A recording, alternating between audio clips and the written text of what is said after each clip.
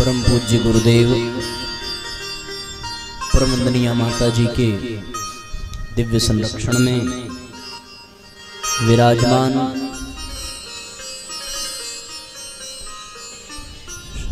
शक्ति स्वरूपा माताओं बहनों, देवतुल्य आत्मीय बंधुओं, 4 दिवसीय श्रीमद् पावन प्रज्ञा पुराण कथा के द्वितीय सत्र में हम सभी प्रवेश करने जा रहे हैं।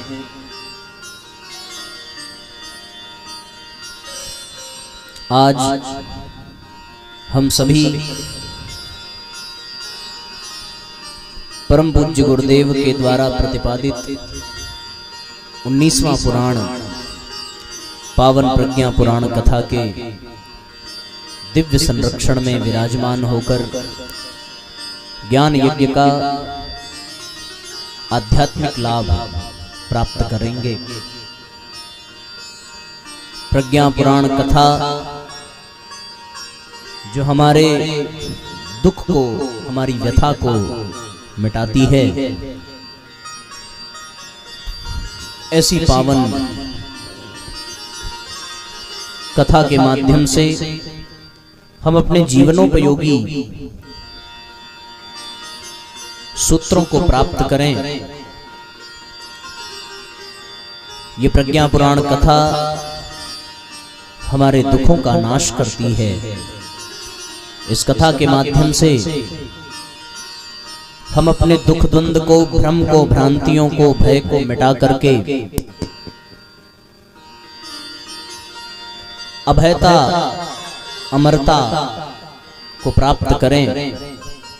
ऐसा भाव करते हुए सभी एक साथ एक स्वर में दोहराते हुए, तालियां बजाते हुए श्रीमद् पावन प्रज्ञा पुराण की महिमा का गान इन शब्दों के माध्यम से करेंगे।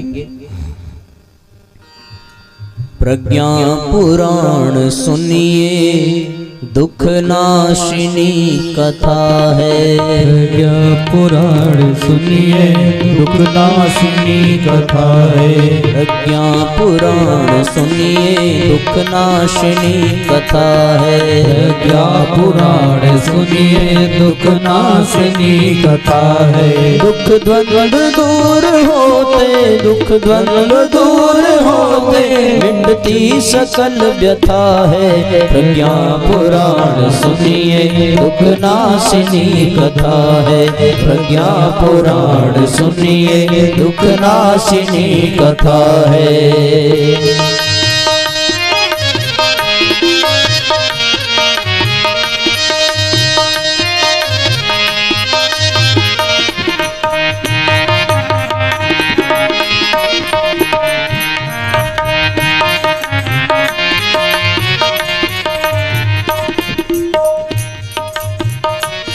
हर ओर छा रहा है दुर्बुद्धि का अंधेरा। हर ओर छा रहा है दुर्बुद्धि, छा रहा है दुर्बुद्धि का अंधेरा। संकीर्णता अहमता ने आदमी को घेरा। संकीर्णता अहमता ने आदमी को घेरा। साधन बहुत बढ़े हैं पर साधना नहीं है। साधन बहुत बढ़े हैं पर साधना नहीं है। साधन बहुत बढ़े हैं पर मन हुआ विकल है। साधन बहुत बढ़े हैं पर मन हुआ विकल है। अस्वस्थ देह मन है, कमजोर आत्मबल है। अस्वस्थ देह मन है, कमजोर आत्मबल है। अस्वस्थ देह मन है, कमजोर आत्मबल है। सब चल रहे हैं लेकिन हो, सब चल रहे हैं लेकिन कुछ लक्ष्य का पता है। सब चल रहे हैं लेकिन कुछ लक्ष्य का पता है। प्रज्ञा पुराण सुनिए दुख नाशिनी कथा है। प्रज्ञा पुराण सुनिए दुख नाशिनी कथा है।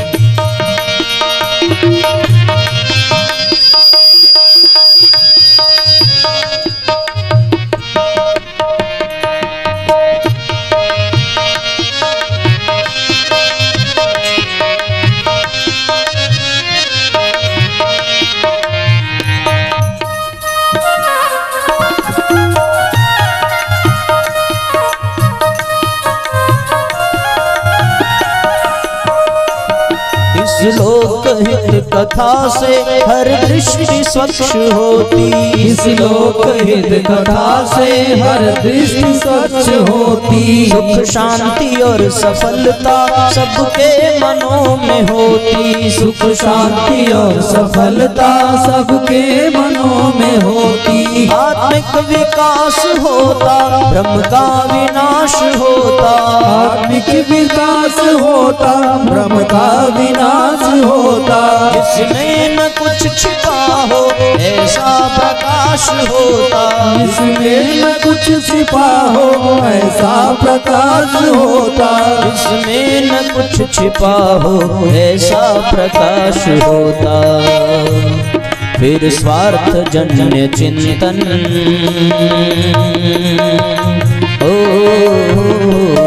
फिर स्वार्थ जन्य चिंतन मन को न सालता है। फिर स्वार्थ जन्य चिंतन मन को न सालता है। प्रज्ञा पुराण सुनिए दुख नाशिनी कथा है। प्रज्ञा पुराण सुनिए दुख नाशिनी कथा है।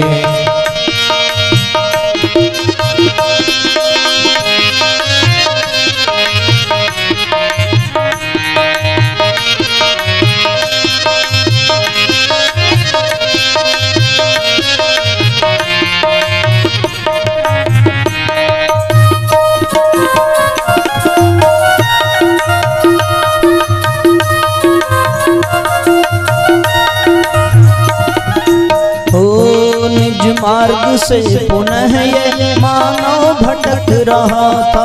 निज मार्ग से पुनः मानव भटक रहा था। जंजाल में भ्रमों में जीवन अटक रहा था। जंजाल में भ्रमों में जीवन अटक रहा था। अज्ञान को मिटाने रेखा अमिट खिंची है।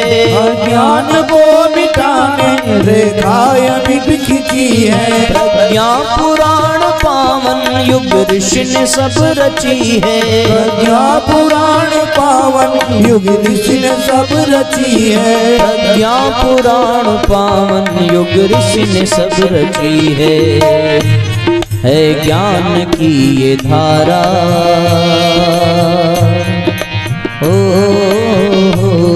है ज्ञान की ये धारा प्रभु की महानता है। ज्ञान की ये धारा प्रभु की महानता है। प्रज्ञा पुराण सुनिए दुख नाशिनी कथा है। प्रज्ञा पुराण सुनिए दुख नाशिनी कथा है। दुख गंध दूर होते दुख गंध दूर होते मिटती सकल व्यथा है। प्रज्ञा पुराण सुनिए दुख नाशिनी कथा है। प्रज्ञा पुराण सुनिए दुख नाशिनी कथा है। प्रज्ञा पुराण सुनिए दुख नाशिनी कथा है। बोलिए श्रीमद् पावन प्रज्ञा पुराण की जय। बोलिए परम पूज्य गुरुदेव की जय। ओम प्रज्ञा पुराणम गुरुदेव वाक्यम तद प्रेरणा अहं करोमि। मम भावगीतं हृदयस्य प्रीतं तत्पादपद्मे समर्पयामि।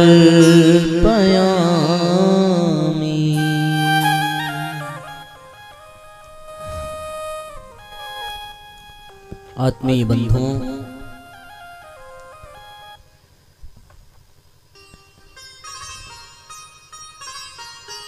एक बार की घटना है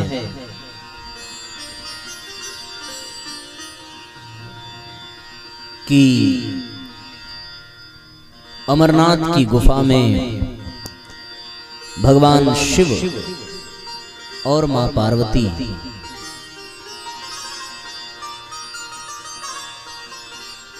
दोनों मिलकर के अध्यात्म की चर्चा कर रहे थे। मां पार्वती, मां भवानी श्रद्धा का रूप है और भगवान शिव को विश्वास का प्रतीक कहा जाता है। गोस्वामी जी ने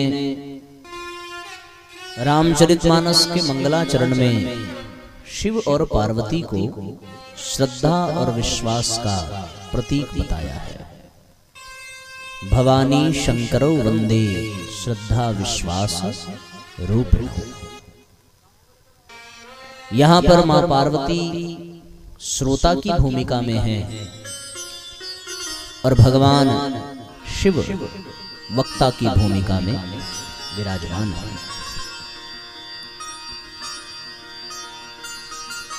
तो श्रोता के भीतर श्रद्धा होनी चाहिए और वक्ता के भीतर विश्वास होना चाहिए। यदि श्रद्धा का अभाव हो तो श्रोता को कोई लाभ नहीं मिल सकता, और यदि विश्वास का अभाव हो तो वक्ता की वाणी में कोई प्रभाव नहीं दिखेगा। इसलिए श्रोता के रूप में विराजमान मां पार्वती को गोस्वामी जी ने श्रद्धा का प्रतीक बताया है और वक्ता के रूप में विराजमान भगवान शिव को विश्वास का पर्याय बताया है। श्रोता चार प्रकार के होते हैं।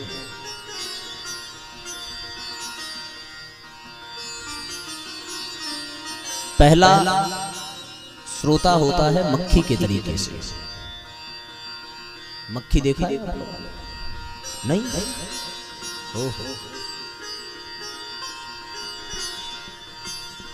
मक्खी का काम क्या होता है? जितनी भी अच्छी जगह होगी उस जगह पे वो नहीं बैठते, जितनी गंदी जगह होगी उसी जगह वो जाकर के बैठते हैं और वहां बैठने के पश्चात फिर वो जहां जहां बैठती है वहां वहां उस गंदगी को फैलाती है। ठीक है ना? श्रोता भी ऐसा ही होता है। कुछ ऐसे होते हैं जो बिल्कुल मक्खी के तरीके से होते हैं। वो कथा में जाते हैं, कथा सुनते हैं, पर उनका ध्यान, उनका चित्त अच्छाइयों की तरफ नहीं होता। उनका ध्यान, उनका चित्त जो कमियां हैं, जो त्रुटियां हैं, उसी पर बार बार जाएगा। चले थे बड़ा कथा कराना, न साउंड सही से लगा पा रहे हैं, न लाइट लगा पा रहे हैं, न टेंट लगा पा रहे हैं। अच्छा, मक्खी गंदगी पे केवल बैठ जाए ऐसी बात नहीं, फिर वो गंदगी पर बैठने के पश्चात उस गंदगी का प्रचार प्रसार भी करती है। जहां बैठेगी वहीं गंदगी करेगी। तो अब ऐसे श्रोता जो मक्खी के तरीके से होंगे वो अब गांव में जाएंगे। अब गांव में जाने के पश्चात वो उन्हीं कमियों की चर्चा करेंगे। वो ये नहीं बताएंगे कि आज कथा में क्या कहा गया व्यासपीठ से, क्या सिखाया गया, क्या सुनाया गया, इससे मतलब नहीं होगा। पहुंचते ही पहले ही दाग देंगे, जाने का कोई मतलब है नहीं। 6 बजे कथा शुरू होनी थी, 8 बजे शुरू हुई, जैसे तैसे। कभी पावर डाउन हो जाता है तो कभी बॉक्स सीटी देने लगता है, कभी व्यास जी का भजन ही नहीं खत्म हो रहा है। क्या तमाशा चल रहा है। पंडाल इतना बड़ा लगा है, सोचा था कि 1-2 लाख लोग बैठेंगे, गांव के 4-6 लोग जा रहे हैं, इस तमाम। और फिर उसमें कुछ जोड़ करके भी आदमी मिर्च मसाला लगा करके बड़ी विस्तृत व्याख्या करता है। ऐसे वाले श्रोता को शास्त्रों में मक्खी के समान कहा गया है। ठीक है। एक दूसरे स्तर के श्रोता होते हैं जो मक्खी वाले से थोड़ा ऊपर के होते हैं। ये कौन से होते हैं भाई? ये मधुमक्खी वाले श्रोता होते हैं। अब ये मत कह देना मधुमक्खी नहीं देखा है, देखा है ना। मधुमक्खी क्या करती है? मधुमक्खी क्या करती है? हर फूलों पे जाकर के बैठती है, उन फूलों का रस लेती है और रस लेकर के उस रस से वो शहद बनाती है। क्या बनाती है? शहद। लेकिन उस मधुमक्खी का एक बड़ा दुर्भाग्य है। दुर्भाग्य ये है कि वो उस शहद का खुद लाभ नहीं ले पाती।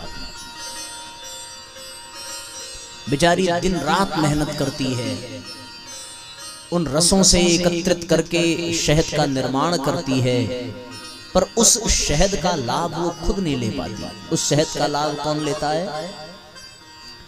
कोई जानवर ले लेता है, कोई मनुष्य ले लेता है। वो बेचारी खाली की खाली रह जाती है। तो श्रोता ऐसे भी होते हैं, वो हर कथा में जाएंगे, चाहे वो राम कथा हो, चाहे प्रज्ञा पुराण हो, चाहे भागवत हो, पहुंचेंगे। एकदम मधुमक्खी के तरीके से कथा का पूरा रस उनको प्राप्त होता है, बड़ी श्रद्धा होती है। वो इकट्ठा करते हैं सारी जानकारी, लिखते भी हैं,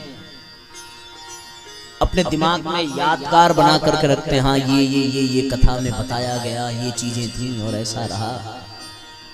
लेकिन दुर्भाग्य ये है कि उसका लाभ वो खुद नहीं ले पाते। इसका तात्पर्य वो दूसरों को तो बता देंगे कि आज कथा में ये बड़ा बढ़िया लगा, पर उसको वो अपने जीवन में नहीं उतार पाते।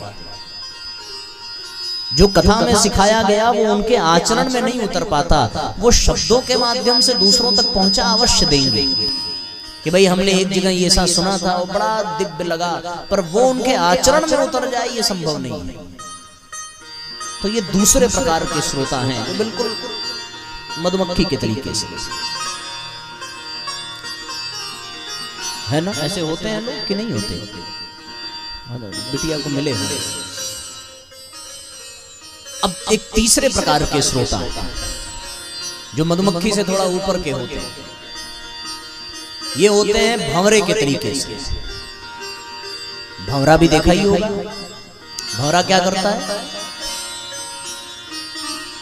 भंवरा भी फूलों से, कमल दल से बड़ी मोहब्बत करता है। उसी प्रकार भंवरे के समान जो श्रोता हैं, उनको कथा से बड़ा लगाव होता है, सत्संग में बड़ा मन लगता है।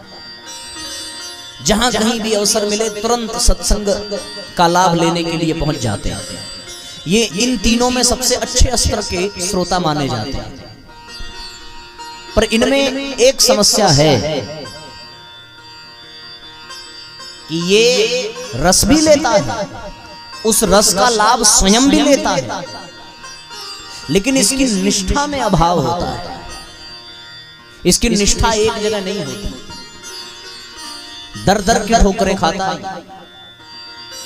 भंवरा एक ही फूल पर बैठेगा ऐसी बात नहीं है, वो हर फूलों पर बैठता है, हर जगह मुंह मारता है। हाँ, जहां बैठता है वहां के प्रति बड़ा निष्ठावान है, पर केवल वहीं के प्रति रहे ऐसी बात नहीं है।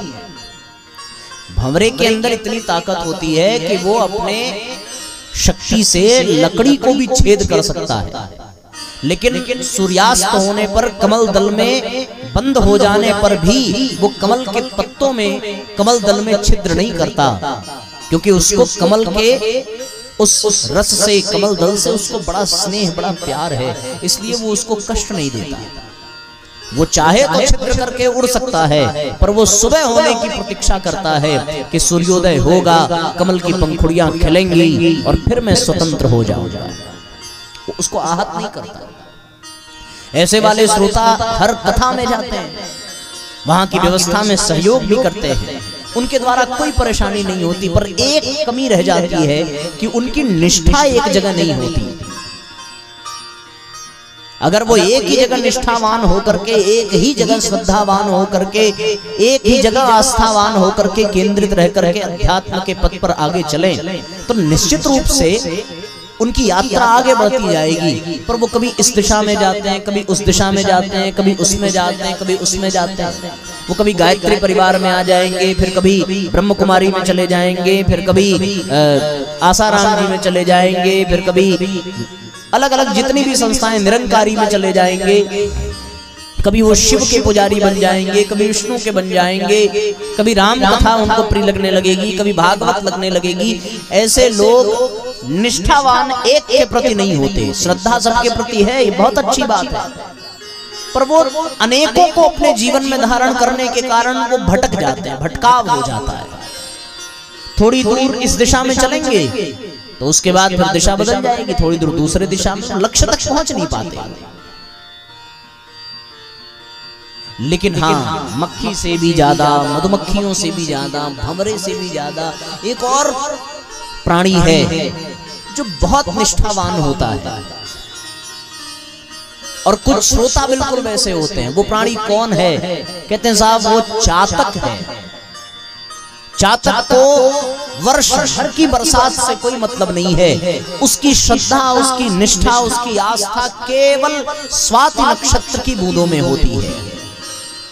कितना भी प्यासा हो, प्यास से मर जाए, पर उसकी श्रद्धा कभी टूटती नहीं है, उसकी आस्था में कभी संदेह नहीं है, उसके विश्वास में कभी गिरावट नहीं होती।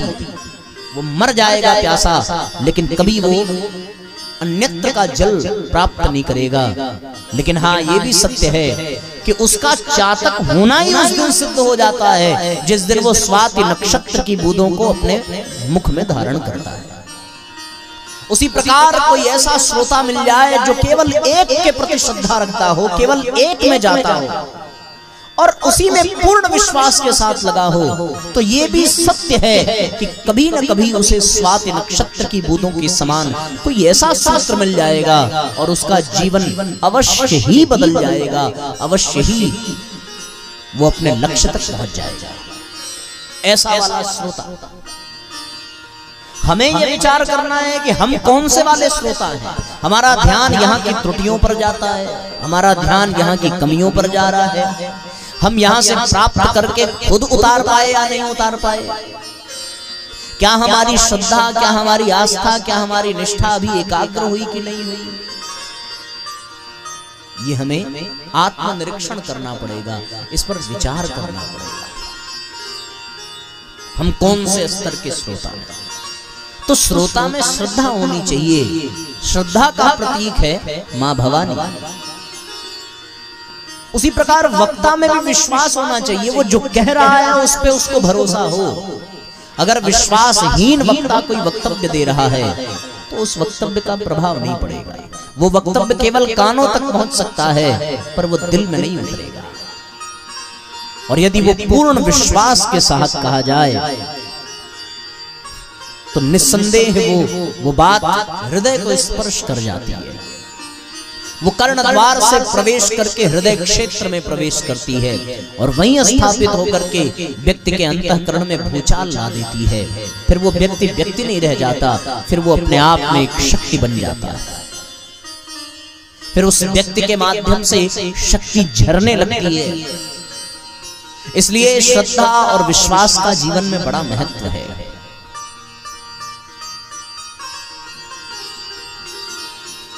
प्रहलाद ये कहते हैं कि भगवान खंभे में भी है, ये प्रहलाद की श्रद्धा है।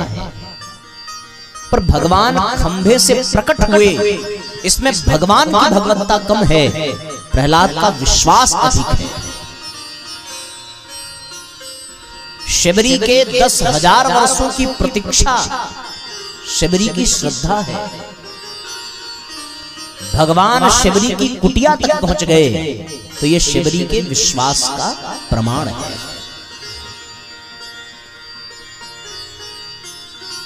उसी प्रकार साथियों जीवन में श्रद्धा के अनेकों उदाहरण हैं।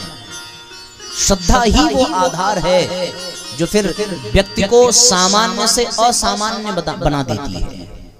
यदि श्रद्धा भरी दृष्टि हो तो माँ बाप भगवान नजर आते हैं। यदि श्रद्धा की दृष्टि हो तो एकलव्य के तरीके से मिट्टी की मूर्ति से भी परम तत्व को प्राप्त किया जा सकता है। श्रद्धा हो तो राम कृष्ण की तरह काली से वार्तालाप किया जा सकता है। श्रद्धा ही है जो मनुष्य को, जो मानव को माधव बना देती है। श्रद्धा ही है जो पशु को परमात्मा बना देती है। जीवन में श्रद्धा होनी चाहिए। मीरा ने श्रद्धा के बल पर कृष्ण को पाया और वो श्रद्धा की ताकत थी कि मीरा के लिए दिया गया जहर भी अमृत बन गया। श्रद्धा ही है जो गोपियों को अमर कर देती है। श्रद्धा ही है जिसने अर्जुन की झोली में गीता का ज्ञान डाल दिया। यदि श्रद्धा न होती तो यह संभव न होता। इसलिए जीवन में श्रोताओं के मुख्य रूप से श्रद्धा का होना बहुत आवश्यक है। मां भवानी श्रद्धा का प्रतीक है। हम सब नवरात्रि के पर्व पर विराजमान हैं और आज मां भवानी के श्रद्धा वाले रूप को हम अपने जीवन में धारण करें। या देवी सर्वभूतेषु श्रद्धा रूपेण संस्थिता नमस्तस्यै नमस्तस्यै नमस्तस्यै नमो नमः। तो भगवान शिव कथा कह रहे हैं, वो अमर कथा है जिसे सुनने वाला हर व्यक्ति, हर प्राणी अमर हो जाए। इसलिए वो किसी सामान्य स्थान पर नहीं कहते हैं साहब वो गुफा में कहा और वो गुफा उस कथा के नाते ही अमरनाथ की गुफा से प्रसिद्ध है। वो अमर कथा है। कुछ ऐसा क्रम आता है कि सुनते सुनते मां पार्वती को नींद लगी, वो सो गई और उनके सो जाने पर मां पार्वती की जगह शुक योनि में बैठा एक प्राणी बार बार हुंकारी भरने लगा। भगवान शिव ने सोचा मां पार्वती ही कथा सुन रही हैं और वो कथा कहते चले गए। प्रज्ञा पुराण में गुरुदेव ने लिखा है, उमा शंकर संवादा मराम श्रुत्वा कथां तु यः निवृत्तो जन्म मृत्युभ्यां शुककाया निवासकः।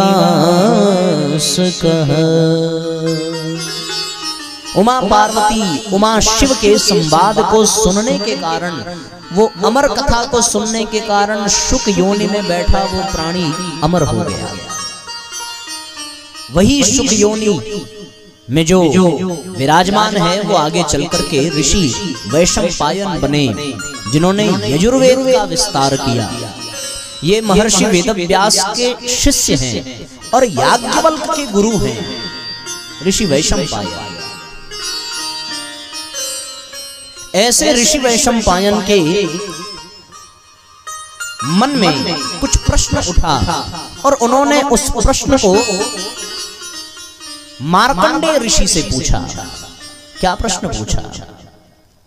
गुरुदेव लिखते हैं कि वैशंपायन एकस्मिन् दिने गामेरु पर्वते महालये कैशेषं तं मार्कण्डेयं समाजितुम्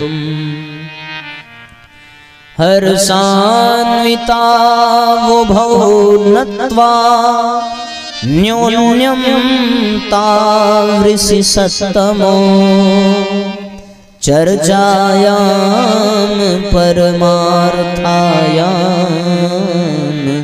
मार्कण्डेयं सपृष्टवान्। क्या प्रश्न किया है? एक बार सुमेरु पर्वत पर महाप्रलय में भी एकमात्र जीवित रहने वाले देवात्मा मार्कंडे जी से वैशंपायन ऋषि का समागम हुआ। दोनों में हर्षाभिव्यक्ति है। नमन वंदन के उपरांत परमार्थ चर्चा करने लगे। परमार्थ चर्चा वैशंपायन ने मार्कंडे जी से प्रश्न किया है और चर्चा कौन सी? परमार्थ की। देखो, जो शराबी होगा वो शराबी आपस में मिलने पर शराब की ही बात करेंगे। जो जुआरी होंगे वो आपस में मिलेंगे तो जुआ की बात करेंगे। जो चरित्रहीन होंगे वो कामुकता की बात करेंगे। जो भक्त होंगे वो भगवान की बात करेंगे। जो कल्याणी होंगे, जो परमार्थी होंगे वो परमार्थ की बात करेंगे। ऋषि वैशंपायन और मार्कंडे ऋषि आपस में मिलते हैं तो परमार्थ की बात करते हैं और परमार्थ के भाव से ऋषि वैशंपायन जी ने मार्कंडे जी से प्रश्न पूछा है। ये मार्कंडे जी बड़े अद्भुत व्यक्तित्व के हैं। इनका कभी क्षय नहीं होता। ये अमर है।